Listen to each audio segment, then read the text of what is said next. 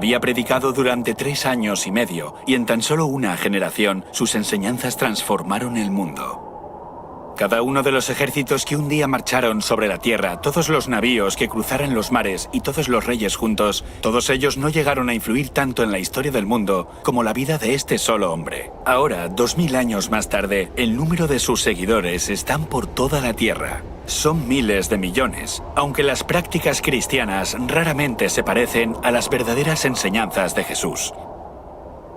Esto ya se había profetizado.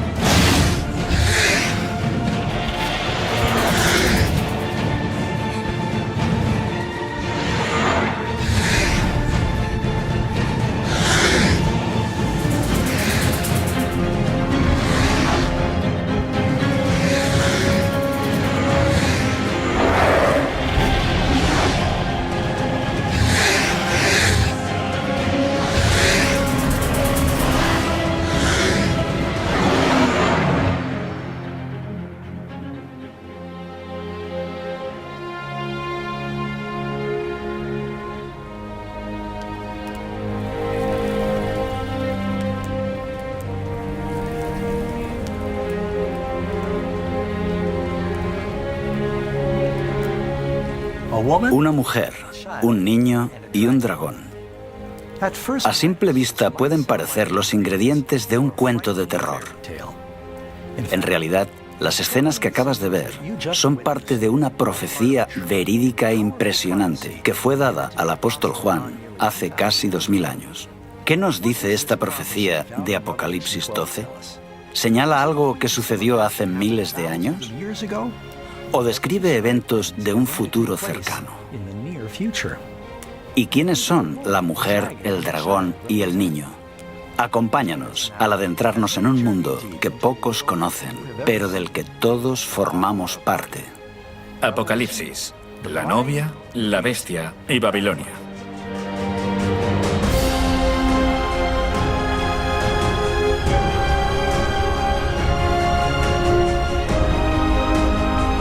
En el último libro de la Biblia, Apocalipsis, al apóstol Juan se le mostró la visión de una intensa lucha entre el bien y el mal. La profecía de una batalla que se ha ido intensificando en las sombras desde el comienzo del mundo. Los secretos detrás de esta profecía han estado envueltos en misterio durante siglos, comenzando con los reinos y gobernantes durante la historia del mundo, hasta los hombres y mujeres que se levantaron para luchar por aquello en lo que creían. Esta es la historia del cristianismo, la búsqueda de la verdad y el pilar que sustenta la fe de millones de personas. Apareció en el cielo una gran señal, una mujer vestida del sol, con la luna debajo de sus pies y sobre su cabeza una corona de 12 estrellas. Y estando encinta, clamaba con dolores de parto en la angustia del alumbramiento. Y el dragón se paró frente a la mujer que estaba por dar a luz, a fin de devorar a su hijo tan pronto como naciese. Muchos eruditos bíblicos e historiadores han estudiado esta profecía a lo largo de los años y concuerdan en que la profecía de Apocalipsis 12 apunta a un evento conocido como la matanza de los inocentes, que se produjo en Judea en el siglo I. Unas décadas antes del nacimiento de Jesús, el Imperio Romano había conquistado todo el mundo mediterráneo, incluyendo Judea. Durante la dominación romana hubo diferentes gobernadores en la región. 20 años antes de que Jesús naciera, en Judea gobierna el rey Herodes, un rey vasallo de Roma. Tenemos documentos fuera de la Biblia que indican que era muy cruel, mató incluso a sus propios hijos. Era tan despiadado que jamás desearías tenerle en tu contra. Herodes se quedó muy preocupado cuando una pequeña delegación de sabios de Oriente llegan a Jerusalén anunciando que buscaban al recién nacido rey de los judíos. ¿Por qué se preocupó por eso? Porque él ostentaba el título. Era él a quien el imperio había otorgado el título de rey de los judíos. Y le preguntó a sus astrólogos cuándo podía haber nacido el niño. Determinaron que no habrían pasado más de 2 años, quizá menos. Los fariseos y los saduceos le indican exactamente dónde debía nacer el niño. Le dicen que debía nacer en Belén y tuvo miedo de perder su trono. Es por eso que se enciende su ira contra el niño y envía soldados para que maten a Jesús.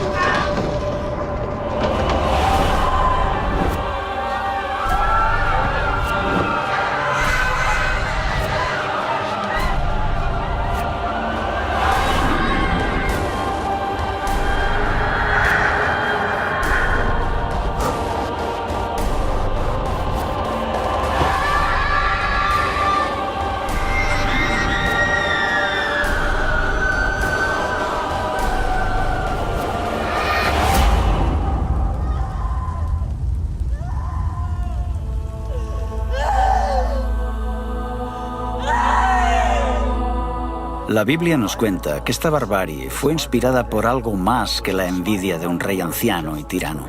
Muchos eruditos bíblicos creen que es parte de una lucha más grande, que comenzó en el principio de los tiempos y continúa hasta el día de hoy. Para poder desvelar los secretos de esta profecía, necesitamos primero identificar a los protagonistas, la mujer, el niño y el dragón. El texto dice, apareció en el cielo una gran señal, una mujer vestida del sol, con la luna bajo sus pies y sobre su cabeza una corona de 12 estrellas. Miremos de cerca a la mujer.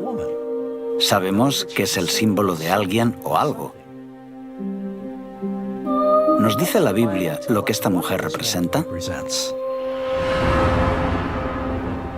Maridos, amad a vuestras mujeres, así como Cristo amó a la Iglesia y se entregó a sí mismo por ella. Con este texto concluimos que la Iglesia es la novia de Cristo, pero no es solo la novia de Cristo, sino que en cierto sentido, puesto que un hombre no odia a su propia carne, la Iglesia es el cuerpo de Jesús. En la Escritura, la Iglesia está representada claramente por una mujer. La mujer representa el pueblo de Dios. Esto lo vemos en el Antiguo Testamento y en el Nuevo. Jesús es del pueblo de Israel y después la Iglesia crece como algo que Jesús establece. Lo más importante es que esta mujer está a punto de dar a luz a un varón muy especial. ¿Quién es este niño? Tenemos algunas pistas. La primera es que gobierna con vara de hierro sobre las naciones. Esta es una referencia al Antiguo Testamento, donde se describe a Dios como el que gobierna sobre las naciones con vara de hierro. Después dice que es llevado al cielo. ¿Y quién es llevado al cielo? Él es el Rey de Reyes y Señor de Señores. Estas dos características señalan, sin lugar a dudas, que se trata de Jesús. Ahora vamos a ver quién es el enemigo en esta profecía: el dragón. También apareció otra señal en el cielo. He aquí un gran dragón escarlata. No necesitamos elucubrar acerca de quién es el dragón. La Biblia nos lo dice. El dragón es el diablo. Tanto en el Antiguo Testamento como en el Nuevo, ¿quién es el que trata de destruir? Es Satanás, el diablo. Es por eso que ataca en cuanto Cristo llega a la tierra. Y fue lanzado fuera el gran dragón, la serpiente antigua, que se llama Diablo y Satanás, el cual engaña al mundo entero. Fue arrojado a la tierra y sus ángeles fueron arrojados con él. Lo que vemos aquí, en la primera parte de Apocalipsis 12, es una representación simbólica del conflicto a través de los siglos entre Cristo y Satanás. Vemos que este conflicto se remonta al jardín del Edén, donde había una serpiente con alas. ¿Y qué es una serpiente con alas? Tiene forma de dragón. Esta serpiente, este dragón, aparece desde el principio y por toda la Biblia. A través de la vida y el ministerio de Cristo, Satanás trató de arruinar los planes de Jesús de salvar a la humanidad. Mas él, herido fue por nuestras rebeliones, molido por nuestros pecados. El castigo de nuestra paz fue sobre él, y por su llaga fuimos nosotros curados. En varias ocasiones le golpearon en las sinagogas, intentaron tirarle por un acantilado. Trataron de silenciarlo, le torturaron públicamente hasta matarlo. La estrategia de arruinar el plan de salvación se vino abajo cuando Jesús se levantó de entre los muertos. Y su Hijo fue arrebatado para Dios y para su trono. Con el Hijo de Dios fuera de su alcance, el diablo dirigió toda su furia a los seguidores de Jesús, los nuevos cristianos. Primero lo hizo utilizando el poder cruel del Imperio Romano. Y cuando vio el dragón que había sido arrojado a la tierra, persiguió a la mujer que había dado a luz al hijo varón. Los cristianos eran una minoría perseguida y no eran reconocidos por el Imperio Romano. Hubo una serie de persecuciones, algunas de ellas muy fuertes. Una de las funciones de la religión en el Imperio Romano era la de asegurar el bienestar del Estado. Creían que si se adoraba correctamente a los dioses, ellos favorecían al imperio, pero la ira divina se cernía sobre el imperio si no se les adoraba de la forma apropiada. No quieren hacer sacrificios a los dioses. En ese momento el propio emperador era también un dios. Se convirtieron en el chivo expiatorio. Si algo va mal, posiblemente es porque los cristianos rehúsan venerar a los dioses como se requiere. Por supuesto tienen que castigarlos, y con frecuencia esto significa la muerte. La gente creía que los cristianos practicaban la inmoralidad cuando se reunían. Había rumores de que practicaban incesto. Los cristianos solían llamarse entre ellos hermanos o hermanas y comían la carne de Cristo. Corrían rumores de que los cristianos comían niños. Así que cuando los paganos escuchaban esto, pensaban en lo peor. Progresivamente los cristianos fueron despojados de sus cargos civiles y militares. Los libros eran confiscados y sus iglesias destruidas. Se les prohíbe reunirse, Todo esto es porque se cree que están afectando negativamente al imperio. Mientras la Iglesia primitiva sufría bajo esta persecución devastadora de Roma, las vidas de los cristianos se convirtieron en un poderoso testimonio de la verdad. Mientras los paganos vivían bajo el constante temor de la superstición, los cristianos se enfrentaban a la tortura y la muerte con una paz sobrenatural. Nerón los puso como comida para los leones. También se les ataba a unos pilares y se les ponía resina. Les prendían fuego como si fueran antorchas humanas y así podían proseguir las festividades durante la noche. Los desmembraban, los partían en dos, eran asesinados por los gladiadores. Inventaron todo tipo de torturas para librarse de los cristianos. Al enfrentarse de forma dolorosa a la muerte, a menudo cantaban y estaban alegres. Mientras miles de cristianos pagaban la pena máxima por su fe, sus oraciones y su sangre eran como semillas para que otros se convirtieran. Las personas estaban tan impresionadas con sus muertes que la reacción inmediata fue: yo también. Así que los cristianos se propagaban como la pólvora. Cuantos más morían, mayor número defendía la fe. Quiero enfatizar que la Iglesia primitiva se propaga a pesar de los continuos intentos de represión de los extremadamente autoritarios y poderosos emperadores, quienes se pusieron firmemente en contra de los cristianos. Aún así, la Iglesia sobrevive. Tertuliano dice que siempre que surge un problema, una hambruna, una enfermedad o una peste, todos dicen: los cristianos a los leones. Como si tan pocos leones pudieran comerse a tantos de ellos. Lo que quiere decir es que no hay forma de destruirlos a todos. Durante este periodo de crecimiento exponencial, los cristianos del Imperio Romano estuvieron literalmente ocultos. Este laberinto de túneles y salas bajo las ciudades de Roma se conocen como catacumbas. Es importante entender qué son las catacumbas. Algunos creen que son cuevas naturales que había bajo la ciudad de Roma y que los cristianos utilizaron. Salvo raras excepciones, las catacumbas no eran cuevas naturales, sino que fueron excavadas por los cristianos. Así que los cristianos hicieron complejos laberintos subterráneos. A veces celebraban allí los servicios donde estaban enterrados los mártires. Por otro lado, es muy significativo el hecho de que enterraran allí a sus muertos. Los cristianos creían en la resurrección del cuerpo. Esta creencia cambió con el paso de los siglos, pero sabemos que los primeros cristianos creían que su cuerpo sería resucitado. Por eso optaron por enterrar a los muertos en lugar de incinerarlos.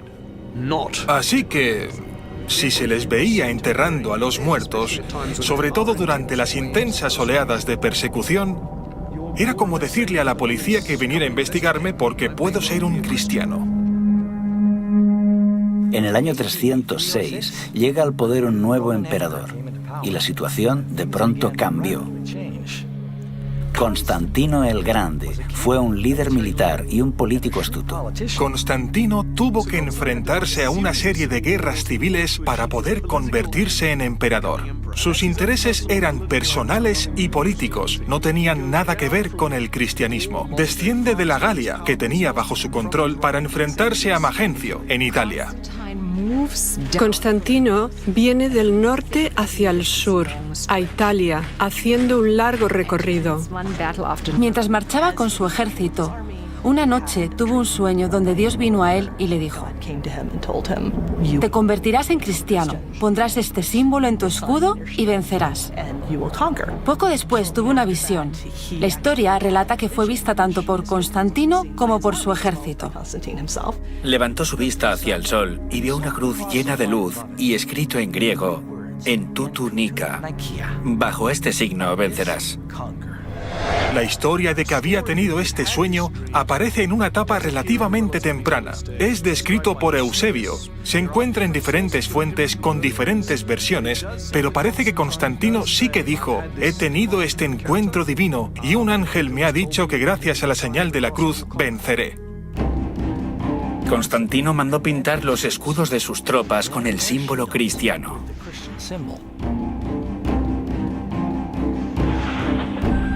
Entonces, su oponente sale de Milán y va hacia el sur para enfrentarse a él. Las tropas de Constantino estaban mejor entrenadas porque ya habían ganado varias victorias en su marcha. Su oponente cruza el río en el puente de Milvio. Constantino y su ejército están delante de él y detrás de él el río. No es una buena situación, porque si no vences al enemigo no tienes dónde retirarte. Así Magencio fue derrotado. Constantino aún no era cristiano, pero cree que el Dios cristiano le ha dado la victoria. El Dios cristiano es más poderoso que ningún otro Dios.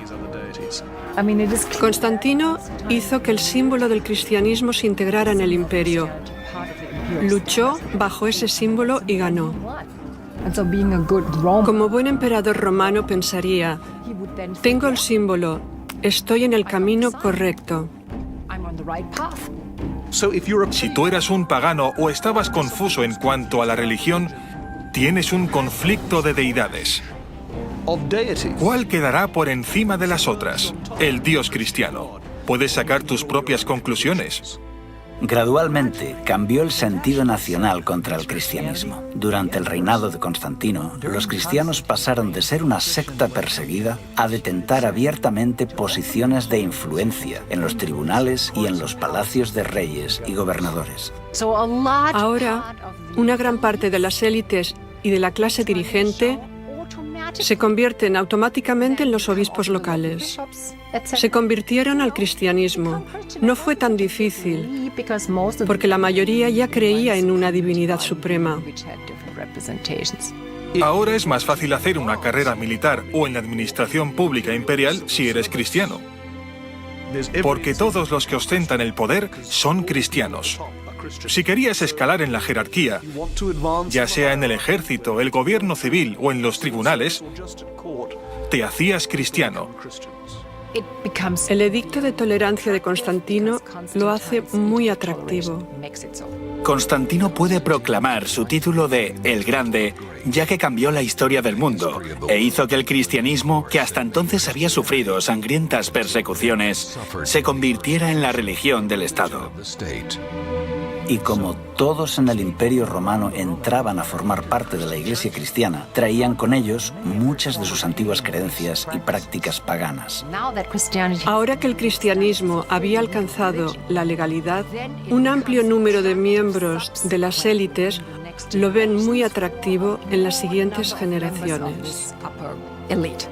La población cristiana aumenta un 10%, luego un 15%, un 25%, pero sobre todo aumenta en las élites.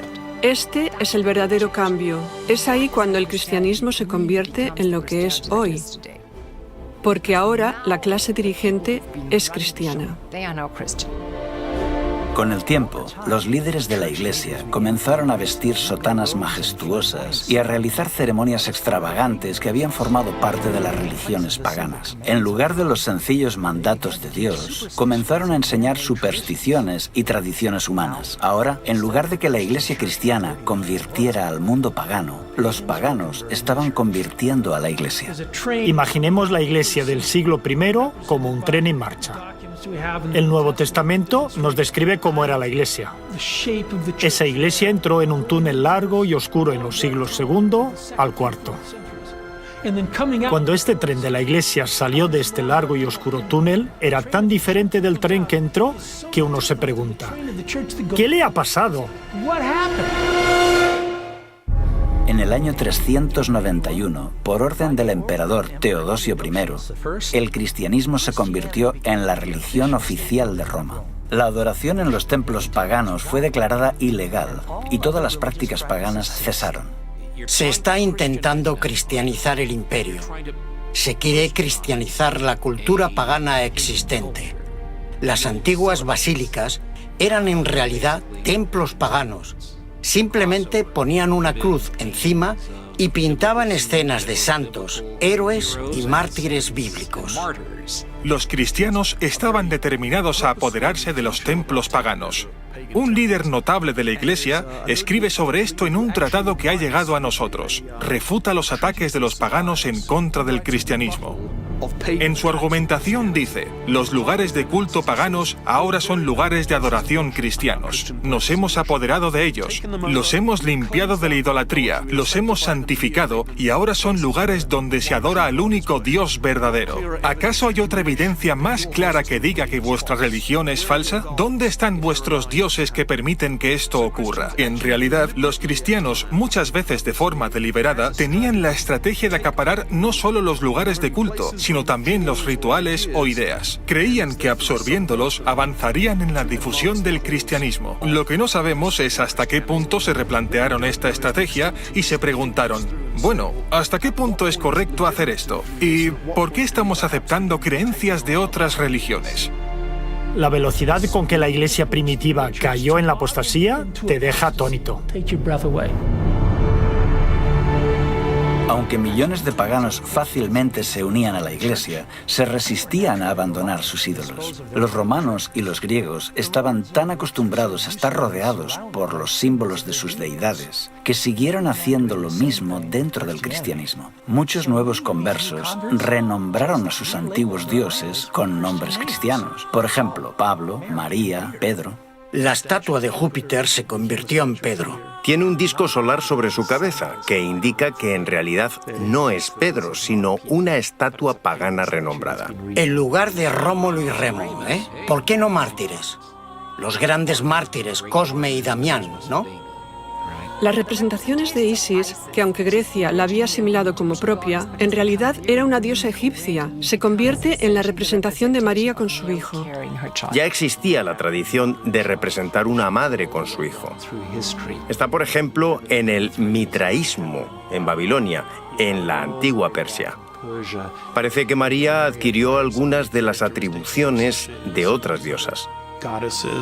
Tiene una túnica azul oscuro y está encima de una media luna. Es la madre de todos los dioses. Isis lleva en sus brazos a su hijo Horus. Esta imagen recibe un nuevo nombre, el de María con el niño Jesús. El dios Hermes se convierte en la representación de Cristo como el buen pastor. Asclepio es la imagen que sirve de modelo para muchas representaciones de Jesús. Un dios joven y vibrante, con el pelo rizado y barba corta. Pronto las estatuas de los santos y de Jesús comenzaron a adornar las iglesias. A pesar de que Dios prohíbe claramente esta práctica en los 10 mandamientos, la gente continúa venerando y rezando a estos ídolos. No te harás imágenes, ni ninguna semejanza de lo que esté arriba en el cielo, ni abajo en la tierra, ni en las aguas debajo de la tierra. No te inclinarás a ellas, ni las honrarás.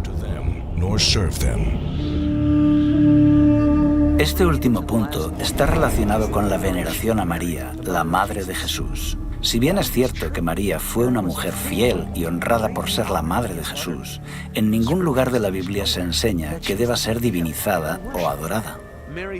María siempre fue muy importante en la historia antigua de la cristiandad, pero en la Edad Media fue elevada a un rango de semidiosa. Creían que la Virgen María podía interceder por los culpables seres humanos ante su Hijo, totalmente virtuoso, justiciero y censurador. Es una imagen extraña, pero así es como lo muestra el arte religioso de la época. La Biblia no venera a María como a alguien más allá de lo humano. La muestra como una mujer pura y maravillosa que fue usada por Dios para dar a luz al Mesías. Sin embargo, en el Concilio de Nicea, en el año 325, la Iglesia elevó a María al rango de diosa y comediadora con Cristo. Incluso en una fecha tan temprana como finales del siglo IV, ya se dedicaban iglesias a la Virgen María. Pero tristemente, estos no fueron los únicos errores que se introdujeron en este periodo. En época apostólica, el bautismo era una ceremonia sagrada reservada solo para aquellos que tenían suficiente edad como para tomar una decisión racional y entregarse a Cristo. Era un testimonio público de que aceptaban a Cristo y su perdón. El bautismo, literalmente, representa morir y enterrar al viejo hombre y resucitar a una nueva vida en Cristo. Con el transcurso de los siglos, el bautismo se ve más como un rito de iniciación al cristianismo. Comienza en las primeras etapas de la vida, al final de la infancia o cerca de la adolescencia, cuando estás realmente listo para hacer un compromiso de fe. La ceremonia del bautismo se realizaba en un lago o en un río, donde la persona puede ser totalmente sumergida, lo que representa que queda completamente limpio de sus pecados. La práctica del bautismo, poco a poco, fue alterada por la Iglesia. Cientos de años después de Cristo, el bautismo cambió a una fórmula más cómoda.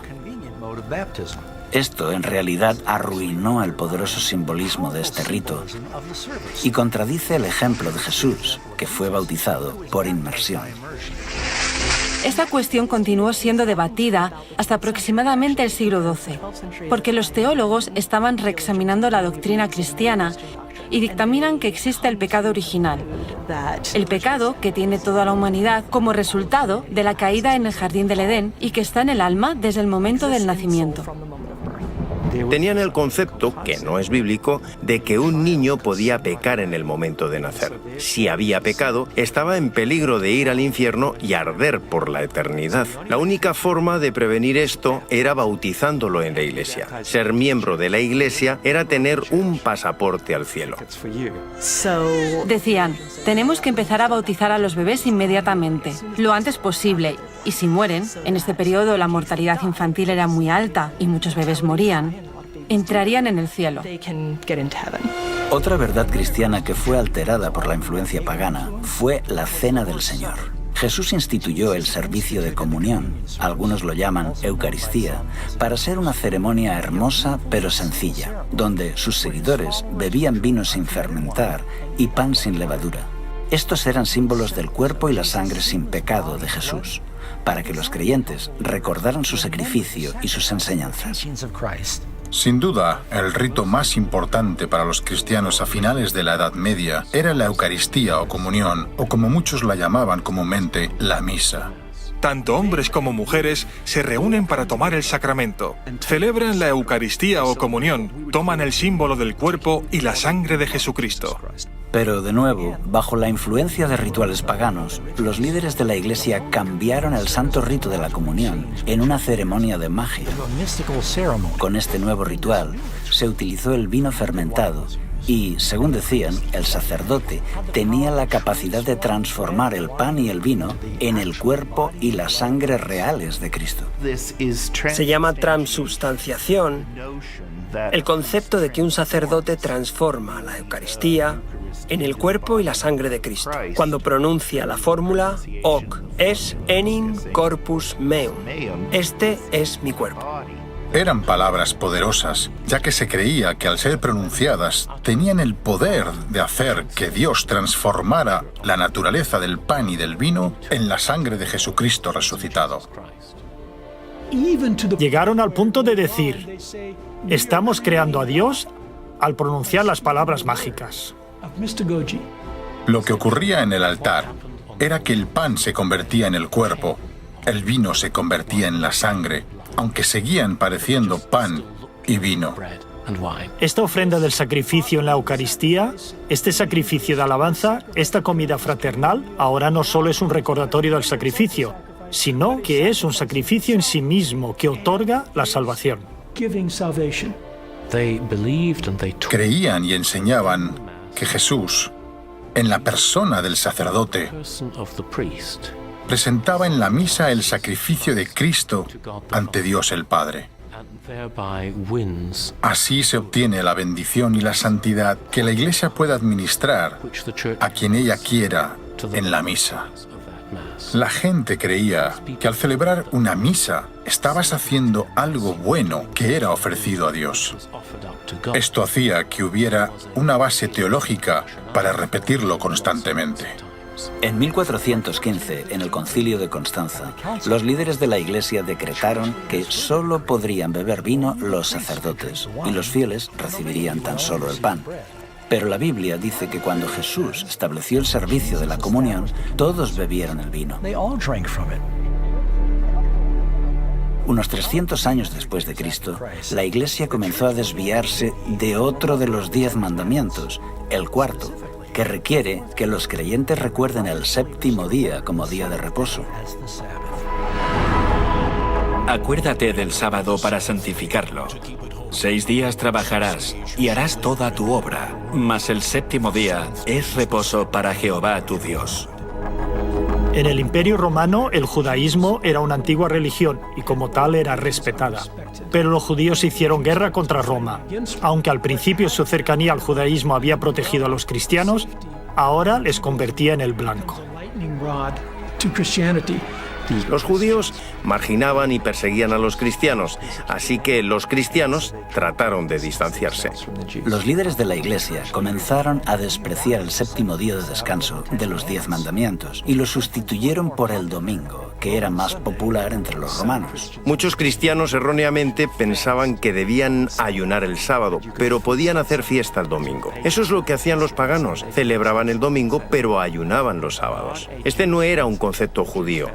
Los judíos ayunaban el viernes y celebraban el sábado, pero algunos cristianos creían lo contrario.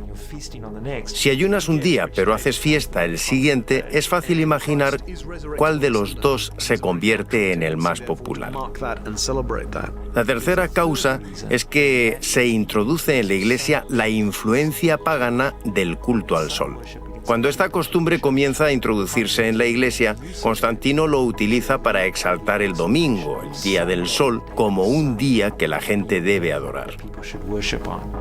Esta separación de la ley de Dios fue gradual a lo largo de los siglos. Fue aceptada tan ampliamente que la mayoría de los cristianos se sorprenden al descubrir que no tiene respaldo en la Biblia. En el año 313, Constantino publicó el Edicto de Milán, donde establecía el domingo como día de descanso. La ley dominical del emperador no tuvo nada que ver con el cristianismo. El objetivo era honrar al dios grecorromano Helios o Apolo. El emperador Constantino se convirtió al cristianismo, pero al permanecer fiel al dios Sol, el emperador Constantino trasladó el día de adoración del sábado, como lo había conservado el judaísmo, al domingo, el día del dios Sol. Desde entonces los cristianos, al menos la inmensa mayoría de ellos, celebran el culto en domingo en lugar de en sábado. Esto también quedó reflejado en otro edicto de Constantino, del año 321, cuando ordenó: en el venerable día del sol, dejen que los magistrados y las gentes residentes en las ciudades descansen. Dejen que todos los talleres se cierren. Fíjate que dice Día del Sol. Además, está documentado que Constantino el Grande hizo una ley para todo el imperio, decretando que debía guardarse el domingo como día de descanso. Obviamente, este cambio no se infiltró en la Iglesia de un día para otro. La historia indica que durante décadas se consideró que tanto el sábado como el domingo eran días sagrados. En los primeros años de la Iglesia, claramente se adora el sábado judío. Pero a partir de mediados del siglo III se fue abandonando por la mayoría o estaba en proceso de abandonarse. A comienzos del siglo IV, en muchas partes del Imperio Romano, los cristianos están adorando el domingo.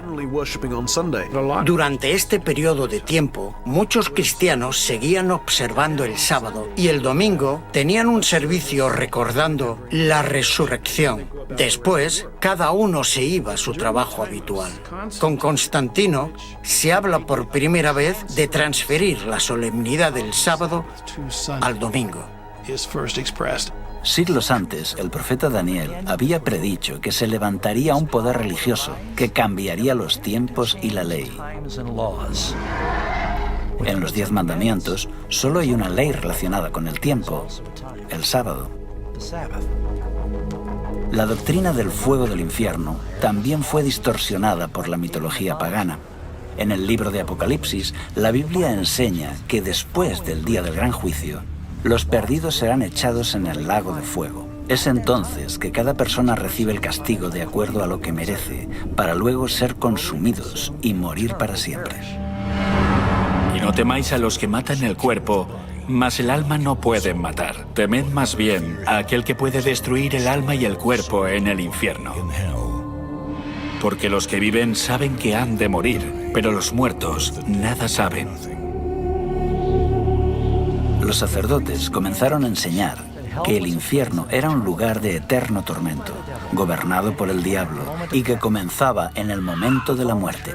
La Iglesia apóstata utilizó este concepto aterrador de eterna tortura para aterrorizar y manipular tanto al rey como al plebeyo. Y lo peor de todo es que presenta a Jesús como a un malvado sádico. Esta doctrina ha hecho que ateos y agnósticos cuestionen la idea cristiana de un Dios de amor, porque hace algo mucho peor incluso que lo que hizo Hitler. No importa lo que una persona haya hecho, miles de millones de años para pagar por sus faltas. Así que muchas personas han odiado a Dios y han aprendido a odiarlo por culpa de esta doctrina. Otro concepto pagano que se infiltró en el pensamiento cristiano fue en relación con la vida después de la muerte. La doctrina del purgatorio enseña que al morir, algunas personas entrarán en un fuego infernal temporal, donde son purificadas para poder ir al cielo. Es un centro de rehabilitación, a medio camino entre el cielo y el infierno. La cuestión es que puedes escapar del purgatorio. La misa dice consignados a las llamas de la aflicción. Está llena de bichos y de olores sulfúricos. Es un poco mejor que el infierno, pero no es un día de picnic. La Iglesia desarrolla este concepto gradualmente. Poco a poco, se forma la idea de que cuando alguien muere sin completar sus obras de penitencia, tendrá que pagarlas en algún lugar de sufrimiento post-mortem y así limpiarse de sus pecados que haya cometido en vida. En el medievo, se creía que casi todos serían salvos y redimidos, siempre que estuvieran bautizados. Pero prácticamente todos tendrían que hacer penitencia en el purgatorio por los pecados que habían cometido y que no habían confesado. Así que el objetivo era reducir el tiempo de estancia en el purgatorio. Muchas personas confunden el purgatorio con el infierno. Algunos creen que se puede salir del infierno. No puedes. Si vas al infierno, no puedes salir de él. Si eres muy malvado, estás perdido. La maldad está dentro de la mayoría de nosotros, así que ¿cómo podemos ser aptos para el cielo? Necesitamos hacer una purga de todo lo malo. Es de ahí de donde viene la palabra purgatorio. La mayor parte de los cristianos creían que sus familiares estaban sufriendo en el purgatorio. Y el purgatorio no es un lugar agradable. Estás allí durante miles de años. La idea de un purgatorio existe desde hace siglos, antes del tiempo de Jesús. Escritos de Platón, a comienzos del siglo IV a.C., han ayudado a esclarecer de dónde vino este concepto de purificación mediante castigo. Pero en realidad no se consideraba que el purgatorio fuera un lugar real hasta siglos después. Los teólogos elaboraron la doctrina del purgatorio entre los años 1160 y 1180 y se aceptó formalmente en el Segundo Concilio de León en el año 1274. La Iglesia entonces ofrece su apoyo a los muertos que estaban en el purgatorio por medio de oraciones y sacramentos, especialmente la Eucaristía. Esto es perfectamente legítimo. La Iglesia cree que está haciendo lo correcto y los fieles parecían estar dispuestos a dar grandes cantidades de dinero para este fin. Aquí es cuando tiene lugar una extraordinaria proliferación de instituciones fundadas con el objetivo principal de que los sacerdotes hagan misas por las almas de los difuntos durante los siglos XIV y XV. Esta doctrina fue creada para manipular a las masas a cambio de obtener beneficios financieros. La gente gente estaba dispuesta a pagar grandes sumas de dinero para librar a un ser querido de la tortura del purgatorio. Nunca podrían comprobar si realmente esa persona salía del purgatorio, de manera que el dinero continuó fluyendo a los bolsillos de los sacerdotes corruptos. La cabeza de la Iglesia tenía a personas encargadas de recaudar el dinero e incentivar que la gente diera su dinero a la Iglesia a cambio de comprar las almas del purgatorio. Esta creencia en el purgatorio está también basada en el peligroso concepto de que las obras y las oraciones de los vivos pueden alterar el destino de los muertos. Pero Jesús dejó muy claro que no existe ni el limbo ni el purgatorio. Tras la muerte, el siguiente pensamiento consciente de una persona es en la resurrección y en su eterna recompensa. No os maravilléis de esto, porque vendrá la hora cuando todos los que están en los sepulcros oirán su voz. Y los que hicieron lo bueno saldrán a resurrección de vida, mas los que hicieron lo malo a resurrección de condenación. El centro del mensaje del Evangelio es el cómo obtenemos el perdón. Esta fue la gran verdad bíblica que fue adulterada. Se enseñó que si una persona deseaba ser perdonado, primero debía confesar sus pecados a un sacerdote. A esto se le llama el sacramento de la penitencia, más conocido como confesión. Así que para compensar nuestra falta de bondad y nuestras acciones equivocadas, tanto el pueblo como el clero, todos debemos confesar nuestros pecados a un sacerdote. Se debe hacer al menos una vez al año, aunque preferiblemente con mayor frecuencia. Esta práctica tiene varios puntos conflictivos. En primer lugar, esto no se enseña en ninguna parte de la Biblia. Por otra parte, un mortal toma el lugar de Cristo. Y por último, se impide que Dios pueda comunicarse con las personas directamente. Además, coloca al sacerdote en un compromiso, ya que se entera de las malas acciones de sus feligreses. Cuando en la Edad Media una persona iba a un sacerdote a confesar un pecado, había 3 fases. En primer lugar, la persona se confiesa. Luego el sacerdote asegura que la persona está absuelta. El pecado se ha ido. Por último, como ha violado las leyes de la Iglesia y las enseñanzas de Cristo, tiene que hacer una obra de penitencia en compensación al pecado cometido. La Biblia enseña que la humanidad no puede hacer nada para salvarse. Es por esto que Jesús vino.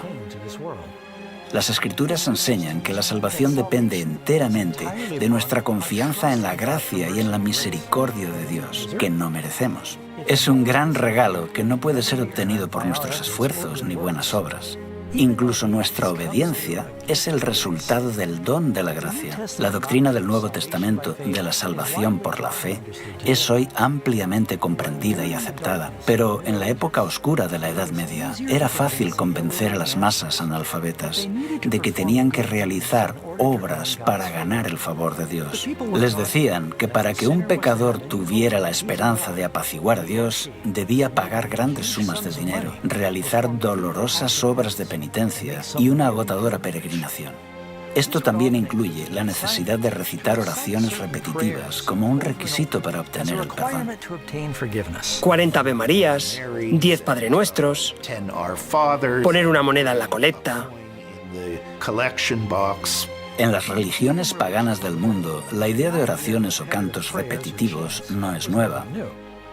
Se creía que se podía apaciguar a los dioses con el constante eco de las oraciones o usando palabras mágicas especiales. Jesús claramente nos previno en contra de esa forma de oración.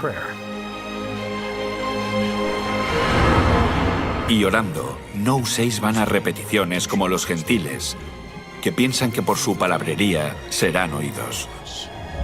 Los líderes corruptos de la Iglesia sabían que para mantener su poder sobre el pueblo, necesitaban separarlos de la Biblia, que era lo único que pondría en evidencia sus engaños. Al principio la Biblia no fue apartada de la gente, era accesible.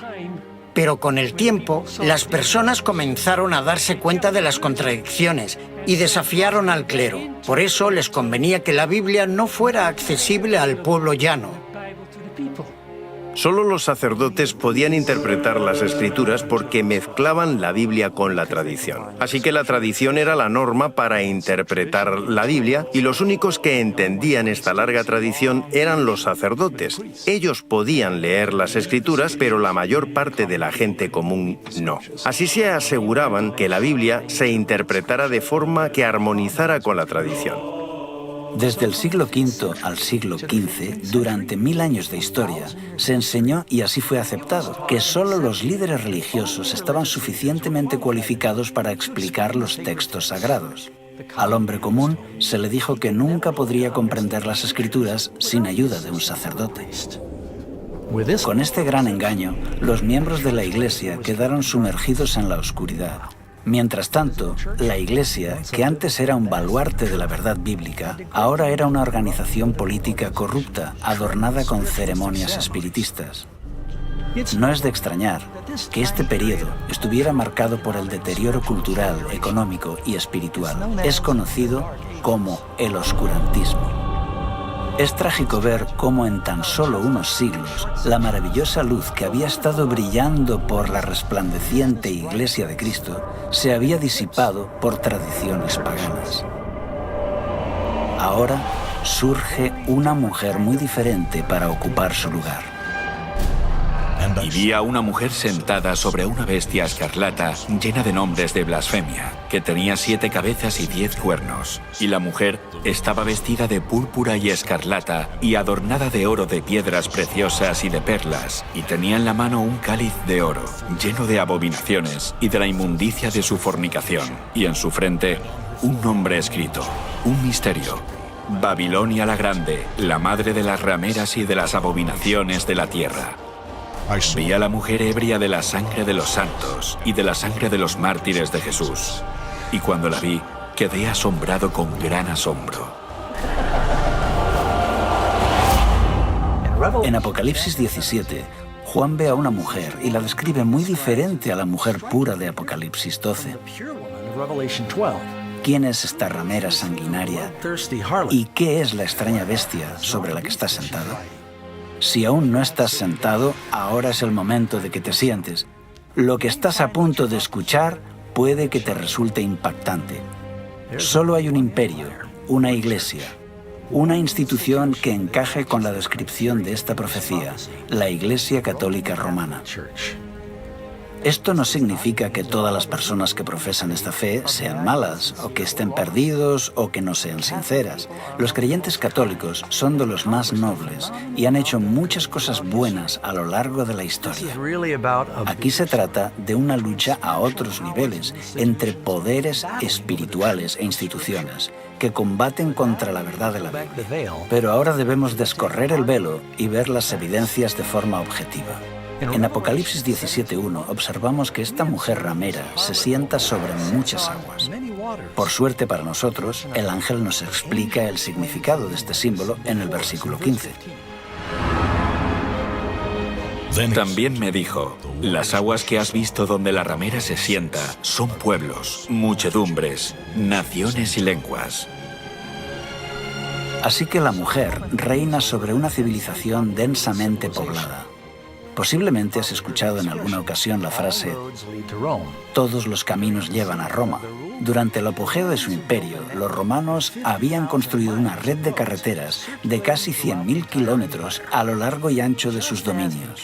Mientras el imperio romano se desmoronaba, la Iglesia de Roma ganaba fuerza. La Iglesia Católica se da prisa por llenar el vacío de poder que quedó tras la caída del Imperio Romano. Cuando a mediados del siglo V, Atila, el rey de los hunos, avanza hacia la ciudad de Roma con su ejército, es el Papa, el obispo de Roma, y no el emperador quien sale a detenerlo. El papado está buscando tener la preeminencia, tanto en el terreno político como religioso. La profecía también indica que la mujer está sobre una bestia con 7 cabezas y 10 cuernos. Estos son símbolos. Esta criatura representa claramente al monstruo con 7 cabezas y 10 cuernos que acabamos de ver atacando a la novia de Cristo en el capítulo 12. Y es la misma bestia que todo el mundo está obligado a adorar en el capítulo 13. Entonces, ¿qué representan estas 7 cabezas y 10 cuernos? Las 7 cabezas son 7 montes sobre los cuales se sienta la mujer. Y los 10 cuernos que has visto son 10 reyes. Solo hay una ciudad en el mundo que se asienta sobre 7 colinas, una ciudad grande, y esa ciudad es Roma. Así que no hay lugar a duda de que cuando Juan habla de esta mujer, está hablando de Roma.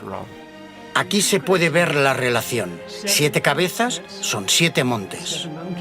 En Apocalipsis 12, 7 cabezas. En Apocalipsis 13, 7 cabezas de nuevo. Aquí se puede ver la relación. Es dentro de la ciudad de Roma llamada la ciudad de las 7 colinas, donde se ubica hoy el Estado Vaticano. Solo hay una iglesia que también es un país independiente y tiene poder político mundial, el Vaticano. Este país, con la población más pequeña del mundo, se estableció como un estado independiente con 44 hectáreas dentro de la ciudad de Roma. Tras los muros de la ciudad del Vaticano, viven menos de 1000 personas. Viven en este pequeño país gobernado por el Papa, quien tiene poder absoluto, ya que él reúne el poder ejecutivo, legislativo y judicial. Embajadores de todo el mundo se reúnen con el Papa y sus representantes buscando la influencia y la orientación de este poder religioso internacional. Incluso las Naciones Unidas se reunieron para escuchar al Papa. Cuando cayó el Imperio Romano de Occidente, el territorio se dividió en 10 regiones principales.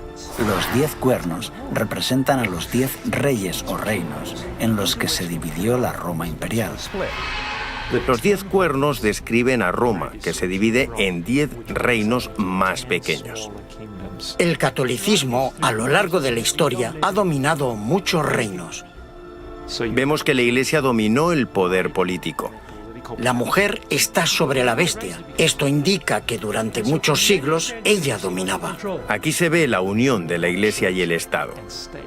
Los nombres de blasfemia son otro elemento clave de esta profecía, que apunta directamente a la Iglesia Católica Romana. Nosotros ocupamos en la tierra el lugar del Dios Altísimo. Esto pone a un hombre mortal en la posición de Dios. Esta es definitivamente la definición exacta de blasfemia. No pretendo con esto cuestionar la sinceridad de ningún papa en específico, pero la profecía está señalando a su posición, a la institución que representa. La mujer está vestida de colores singulares.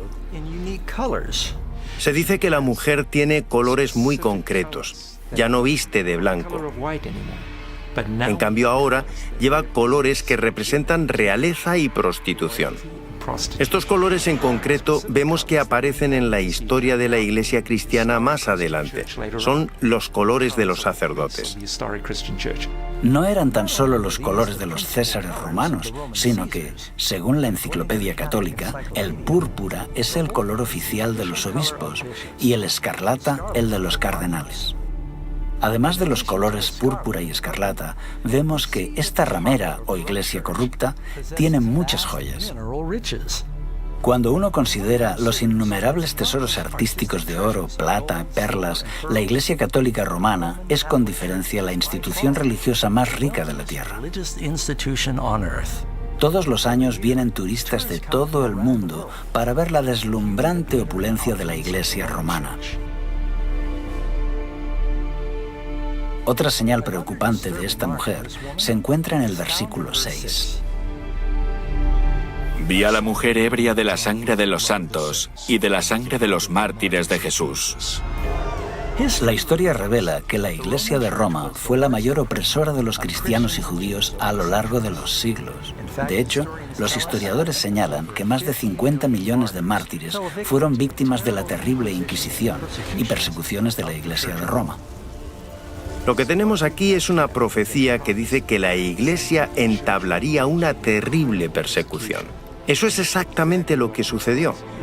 La Iglesia construyó una gran estructura legal, conocida como la Inquisición, para interrogar y torturar a los disidentes, forzando al mayor número posible a retractarse de sus ideas y ejecutando a los líderes del movimiento para evitar que divulgaran sus ideas. El mayor número de muertes que se haya registrado en la época ocurre cuando la Iglesia romana persiguió a los que no estaban de acuerdo con ella. Este grado de represión continúa durante toda la Edad Media. Así que esta mujer o iglesia es un poder opresor que persigue a los verdaderos seguidores de Cristo. Veremos a varios valientes que arriesgaron sus vidas por exponer las influencias paganas corrosivas y por compartir la palabra de Dios en este tiempo de oscuridad espiritual. El pueblo que andaba en tinieblas vio gran luz. Los que moraban en tierra de sombra de muerte, luz resplandeció sobre ellos. Había un joven que vivía en Lyon, Francia, que cambiaría el curso de la historia cristiana. Pedro Valdo, también conocido como Valdés. Era un joven comerciante, rico y educado. Tuvo una experiencia que le cambió la vida. Un amigo de Valdo murió de forma repentina. Al darse cuenta de la brevedad de la vida y de la vanidad de los tesoros mundanos, Valdo tomó la firme decisión de dejar todo por Cristo. Dio sus riquezas a los pobres y se convirtió en un predicador itinerante. Valdo enseñaba que la Biblia debía entenderse de forma literal y predicaba a la gente en su propio idioma. Alentó a los creyentes a vivir vidas sencillas y de pobreza. También denunció con valentía los excesos de los sacerdotes. Alrededor del año 1170, Pedro Valdo había reunido un gran número de seguidores, llamados los pobres de Lyon. Pedro Valdo inspiró el movimiento valdense, un grupo de creyentes en la Biblia que vivían en Francia e Italia. Era un católico laico que se inspiró en el ejemplo de la iglesia primitiva. Organizó un grupo de predicadores que viajaban enseñando el Evangelio. Predicó en contra de la transustanciación y la misa. Algunos de ellos sí que acudían a misa, pero hacían también sus propios servicios de culto. Cuando los inquisidores oficiales patrullan por Europa, comienzan a encontrar por todas partes personas a las que llaman valdenses. Eran pequeños grupos que estaban esparcidos por toda Europa. Eran gente sincera. La mayoría solían asistir a iglesias católicas, pero recibían a pastores itinerantes que viajaban 1 o 2 veces al año para predicarles, quizá anualmente o cada 2 años.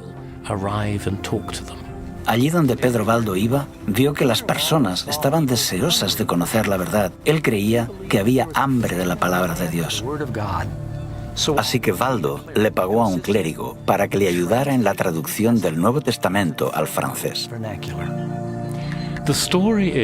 En Lyon, Valdo encargó a religiosos eruditos que prepararan una traducción de una porción de la Biblia y de algunos escritos de los padres a la lengua vernácula.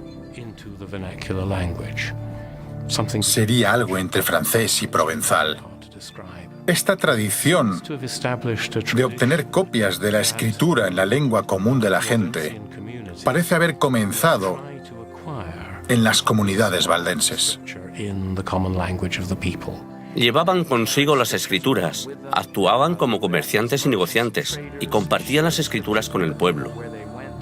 Incluso hay referencias de que enviaban jóvenes a las grandes universidades y escuelas de la región. Allí podrían compartir su fe y comprender la teología de la época y de esa forma alcanzar a una comunidad más amplia. Pero Roma no podía tolerar por más tiempo esa libre circulación del Evangelio entre los campesinos. En 1179, el Tercer Concilio de Letrán condenó oficialmente las ideas de Valdo como heréticas. Más adelante, él y sus seguidores fueron excomulgados. Expulsados de Lyon, los valdenses se refugiaron en los valles altos del Piamonte y en los Alpes franceses. Aquí, Cada familia hizo de la Biblia su tema de estudio. Se memorizaron los evangelios de Mateo y Juan y muchas epístolas. Al no disponer de imprenta, se dedicaban a copiar a mano las escrituras. Conocidos por su adhesión estricta a la Biblia, estos predicadores extendían sus enseñanzas por el extranjero, mientras viajaban como vendedores ambulantes. Para no ser descubiertos, escondían en el forro de sus ropas sus copias a mano de pasajes de la Biblia y las compartían cuando encontraban a alguien que estaba abierto a escuchar. Incluso tras la muerte de Pedro Baldo en 1218, la Iglesia de Roma continuó persiguiendo ferozmente a los valdenses.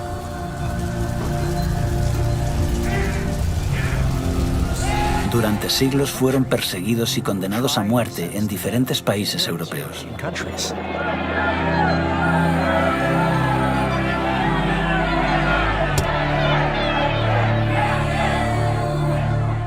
El Espíritu Santo incitó a muchos dentro de la Iglesia a levantarse con valentía a favor de una reforma. Uno de ellos era John Wycliffe, teólogo inglés y predicador laico, traductor y profesor en Oxford.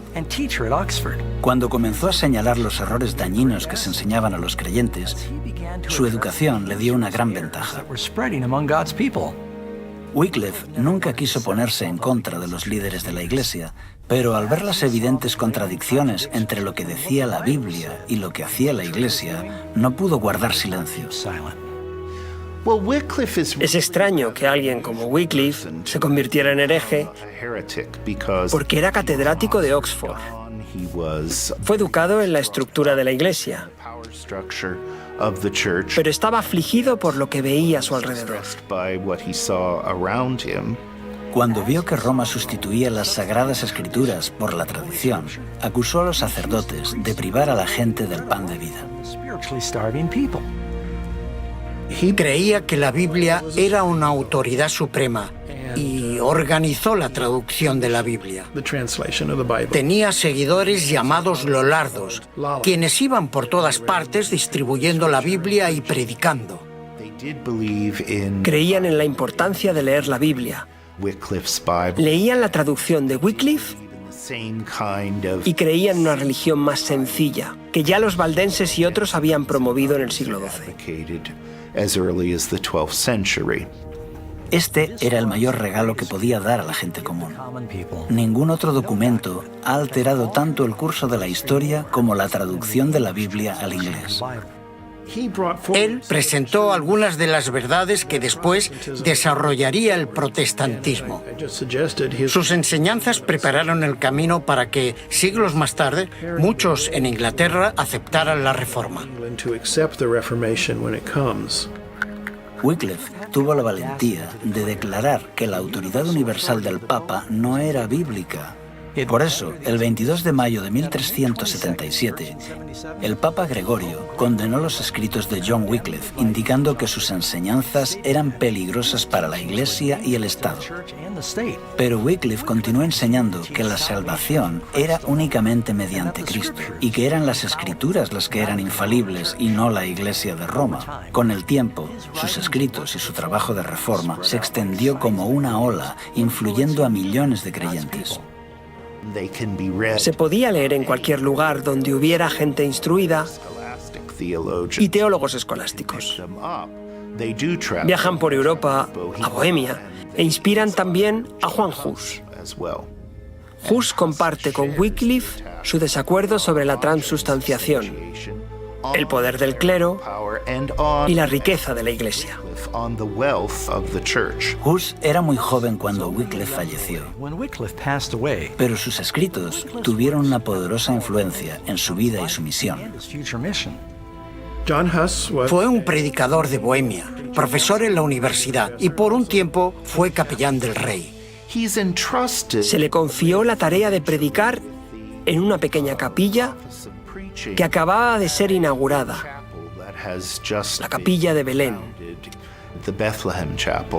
Igual que Wycliffe, Juan Hus predicó las Escrituras en el idioma del pueblo, una práctica que ahora la Iglesia había prohibido, pues toda la misa se hacía en latín. Predicó en la lengua vernácula, Los bohemios tenían las escrituras en su propio idioma, a pesar de los concilios de la Iglesia.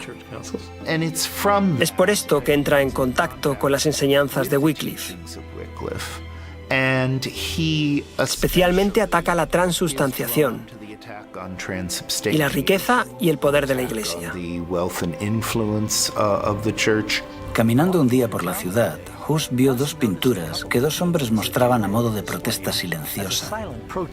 Cada uno de los lienzos reflejaba una escena diferente. En uno de ellos estaba la imagen humilde de Jesús entrando en Jerusalén con sus discípulos.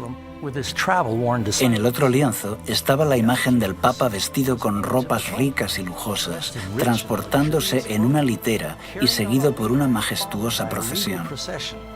Las pinturas presentaban el contraste entre Jesús, quien dijo que las zorras no tienen guaridas y las aves de los cielos nidos, pero el Hijo del Hombre no tiene dónde reclinar su cabeza, con el esplendor y la magnificencia del palacio papal y su séquito. Movido por estas imágenes, comenzó a denunciar públicamente el orgullo, la ambición y la corrupción del clero. Sin miedo, hizo un llamado de reforma a la Iglesia. Si había que interpretar las escrituras según lo que la Iglesia creía, ¿cómo se podían corregir sus errores? No hay nadie que revise los errores. No se puede corregir a la Iglesia. Creo que este es el problema de base, el problema que hizo que la Iglesia comenzara a equivocarse y siguiera equivocándose. Juan Hus fue invitado a Constanza, Alemania, a defender sus críticas a la Iglesia de Roma.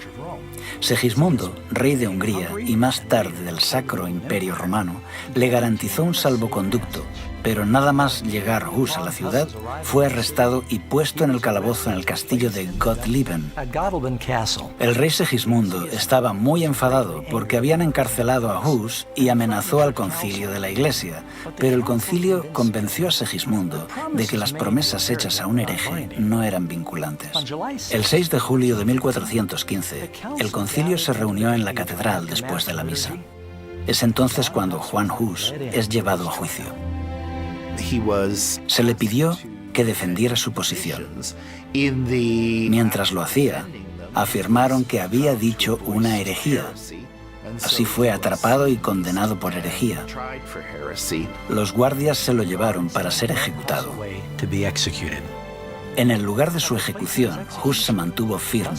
Mientras subían las llamas, pudo elevar su voz en canto. Al morir, Hus predijo que en 100 años Dios levantará a un hombre cuyo clamor por una reforma no podrá ser reprimido. Martín Lutero creció en un hogar humilde en Mansfield, Alemania. Teólogo, compositor y sacerdote, es posiblemente el reformador más conocido del siglo XVI. Nació el 10 de noviembre de 1483, casi 70 años después de que Juan Hus muriera en la hoguera. Nació en una familia trabajadora de clase media y tenía varios hermanos y hermanas. Lutero desarrolló un carácter firme.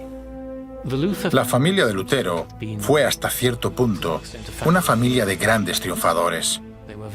Fueron muy estrictos con el joven Martín, según contó el propio Lutero. Querían que su hijo tuviera estudios universitarios. De joven se preparó para ser abogado. Tuvo una experiencia impactante que cambió el curso de su vida para siempre. Lutero estaba atrapado en una tormenta y teme por su vida. Está fuera y tiene miedo de que le alcance un rayo. Los relámpagos caen delante y detrás de él, a un lado y a otro. Lleno de terror, clama y promete que si un santo le salva, se hará monje. Clamó a Santa Ana, la santa de las causas perdidas. Santa Ana, líbrame y me haré monje. Y cumplió su palabra. A pesar de las furiosas protestas de su padre, Lutero dejó sus estudios de Derecho, vendió sus libros y entró en el monasterio agustino de Erfurt. para dedicarse por completo a la vida monástica. Con un anhelo desesperado por obtener la salvación, practicó ayunos frecuentes y largas horas de oración. Vivía de forma muy austera y sus confesiones no tenían fin. Si algunos consiguieran entrar en el cielo por su vida de monje, yo sería uno de ellos. Había un confesor que percibió en Lutero un alma especialmente sensible. Este confesor se dio cuenta de que Lutero necesitaba enseñar la Biblia.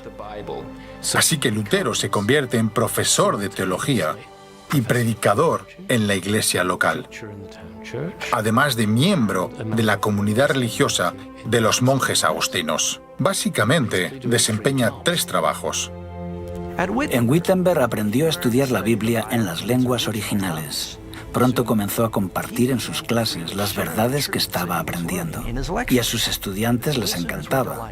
En 1510, Lutero hizo una peregrinación para visitar la sede de la Iglesia en la ciudad santa de Roma. Le repugnó presenciar la terrible avaricia y maldad que vio a todos los niveles del clero. Tenía grandes esperanzas puestas sobre la ciudad santa, pero se derrumbaron al contemplar el estilo de vida decadente de los monjes y sacerdotes. Esto estaba en fuerte contraste con la vida humilde en Alemania, pero su mayor descubrimiento estaba aún por llegar. Estaba en Roma subiendo por las escaleras de Pilato cuando escuchó una voz que decía: «El justo por la fe vivirá». Así que subía por la escalera de Pilato de rodillas, porque afirmaban que esto hacía que te quemaras menos tiempo en el purgatorio. Mientras miraba a su alrededor, de pronto pensó: ¿qué estamos haciendo? La Biblia dice que uno se salva por la fe, así que se levantó y se fue. Esto marcó un antes y un después. Lutero llegó a comprender la importancia de confiar en los méritos de Cristo para obtener el perdón. Tras regresar de Roma en 1512, Lutero fue galardonado con un doctorado en divinidades por la Universidad de Wittenberg. Comenzó a predicar valientemente que los cristianos no deben aceptar ninguna doctrina ajena a la Biblia. Este principio de sola escritura será el lema de la lucha de la Reforma. En 1520 presenta una serie de 3 tratados donde explica que las tradiciones de la Iglesia se han corrompido por añadidos humanos y que la Iglesia solo debe seguir el testimonio de la Biblia. Esto es lo que explica el declive de la Iglesia, que la gente perdió de vista la Biblia y la capacidad de leerla por sí misma. Había una barrera entre el pueblo y la Biblia, entre los fieles y Cristo. Cuando Martín Lutero y sus colegas declararon que la Biblia era la única autoridad válida, comenzó el resurgir de la Iglesia. Sola escritura, tota escritura, prima escritura, y hacen que la situación cambie. En la misma época, Roma estaba excavando el suelo para la construcción de la nueva y magnífica Basílica de San Pedro. La Iglesia envió a Alemania a Johann Tetzel para vender indulgencias con el fin de recaudar los fondos necesarios para la catedral.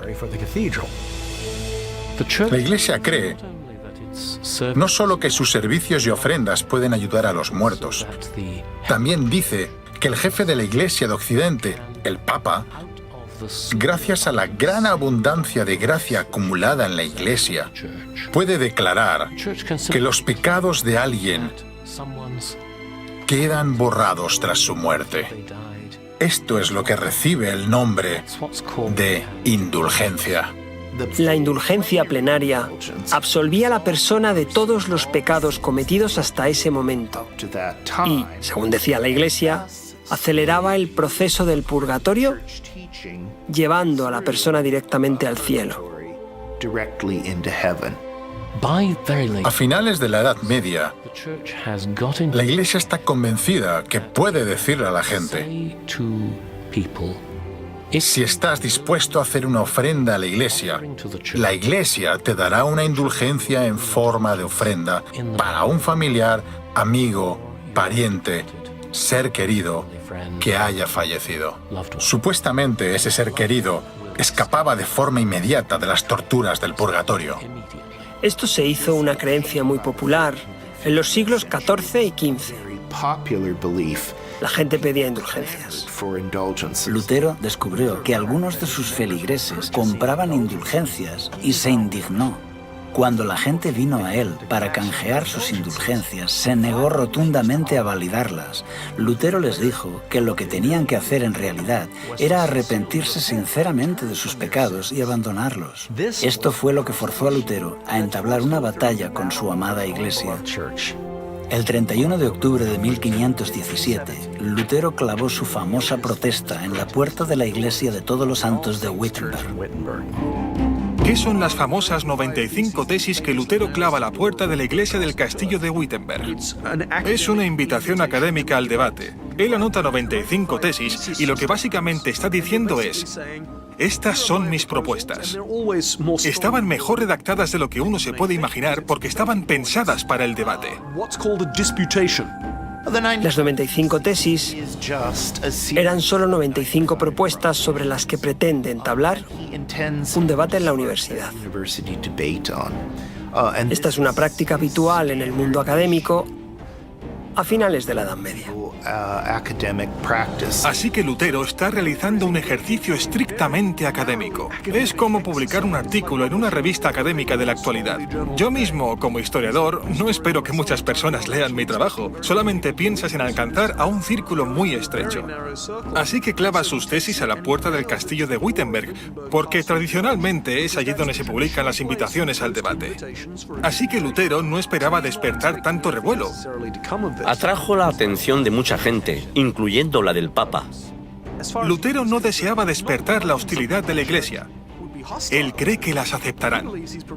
De hecho, si nos remontamos a los padres de la Iglesia, incluyendo a San Agustín, encontramos en sus escritos muchos puntos que concuerdan con lo que Lutero decía. Así que Lutero esperaba que la gente dijera: «Oh, genial, gracias por aclararlo». Tal vez fue un poco ingenuo, pero posiblemente es el resultado de su formación académica. Él no pretendía ni mucho menos empezar un nuevo movimiento. Pero lo que en realidad sucedió es que la Iglesia no aceptó lo que Lutero tenía que decir. Se emitió una bula papal. La bula es un decreto de la Iglesia. En ella se condenaba a Lutero y sus escritos y declaraba que debían ser quemados. La bula fue enviada a Wittenberg, donde, en lugar de quemar los escritos de Lutero, Lutero reunió a un gran número de personas y quemó la bula papal. La quema de la bula papal fue un duro golpe. Se había desafiado a Lutero y él había respondido. Lutero dice: «Vale, tú me condenas a mí, pero yo te condeno a ti, porque lo que aquí está en juego es la verdad. Así que, si la Iglesia condena la verdad bíblica, entonces la Iglesia debe ser el anticristo. Es así como él la llama». Claro, cuando llamas a alguien el anticristo, es bastante difícil llegar a un acuerdo. Así que el emperador alemán organizó una audiencia donde acudieron todos los príncipes y sacerdotes importantes. Es la Dieta de Worms. Aquí acudieron representantes de todos los príncipes, nobles y ciudades libres del imperio. Lutero tiene la esperanza de poder debatir. La Iglesia sabe que Lutero es muy elocuente y no van a darle la oportunidad de hacerlo. Le colocaron en medio de la sala, le mostraron sus libros y le preguntaron dos cosas. ¿Estos libros son tuyos? ¿Y vas a retractarte? ¿Rechazas las doctrinas que has escrito en ellos? No respondió inmediatamente. Dijo: sí, son mis libros, pero en ellos hay muchas cosas escritas y necesito tiempo para pensarlo. Casi pierde sus nervios, pero logra controlarse y al día siguiente viene y comienza a jugar con las palabras. Cuando le dicen: ¿estas son tus obras? ¿Y te retractas de ellas? Lutero responde: ¿pides que me retracte de todas mis obras? Todos en la Iglesia están de acuerdo con algunas de ellas. He escrito sobre ciertos males en la Iglesia y muchos en la Iglesia están de acuerdo con esto. Intentan debatirlo, pero las autoridades no van a permitir esto. Dicen: no, solo responde, ¿te vas a retractar? Este es un momento heroico, especialmente porque Lutero cree que esto le va a conducir a la muerte.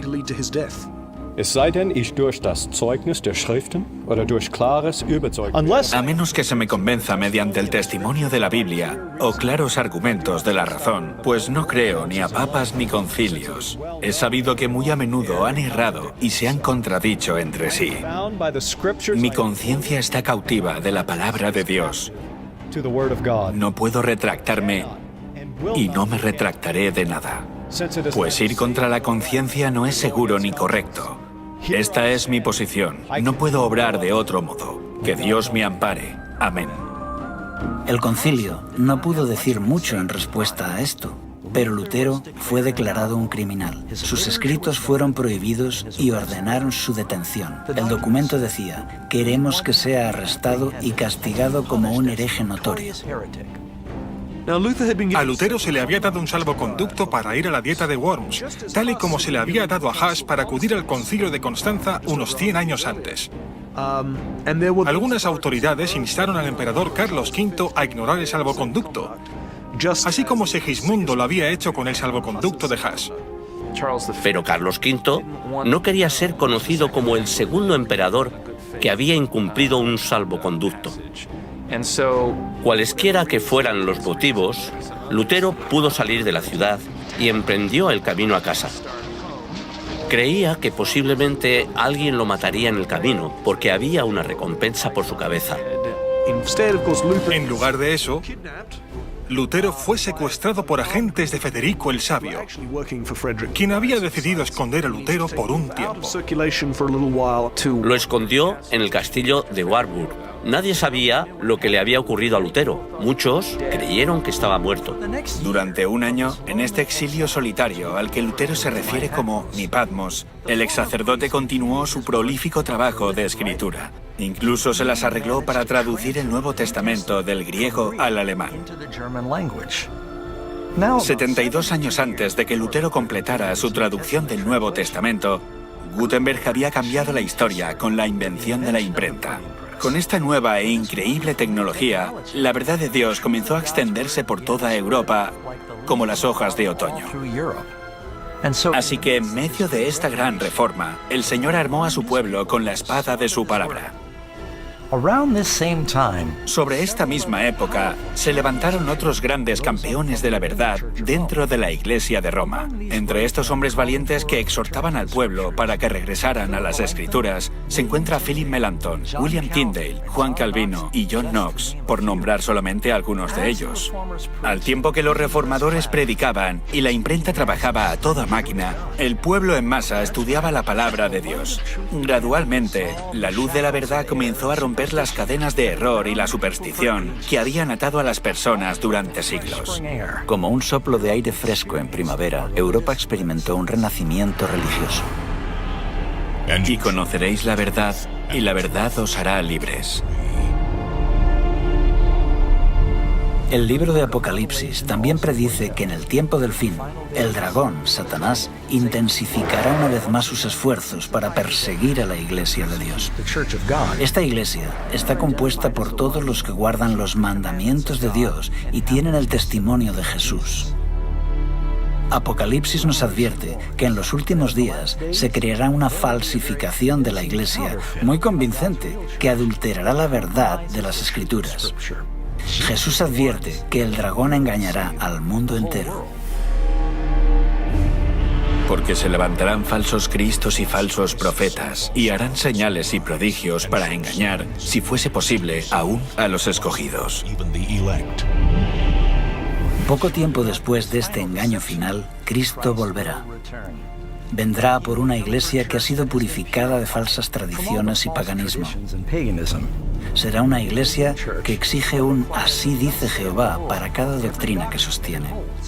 Jesús también dijo que cuando Él regrese, el mundo estará imbuido en el egoísmo, la violencia y la maldad.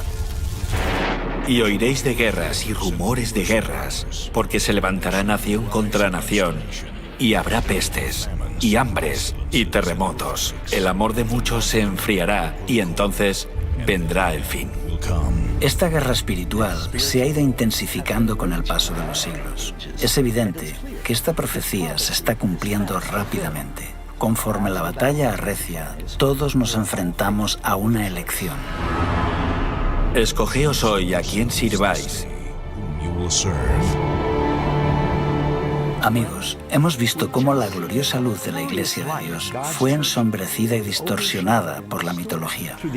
Hemos visto también cómo los primeros cristianos fueron seducidos gradualmente para adoptar rituales paganos y tradiciones en lugar de la verdad bíblica. Pero entonces Dios levantó a hombres y mujeres fieles para resistir a los errores de todo un imperio. Ahora la historia se repite. Pronto todos se unirán a la Iglesia de Cristo o a la bestia de Babilonia. ¿A cuál de los dos grupos quieres pertenecer? La Biblia es clara. La evidencia es irrefutable. La decisión es tuya.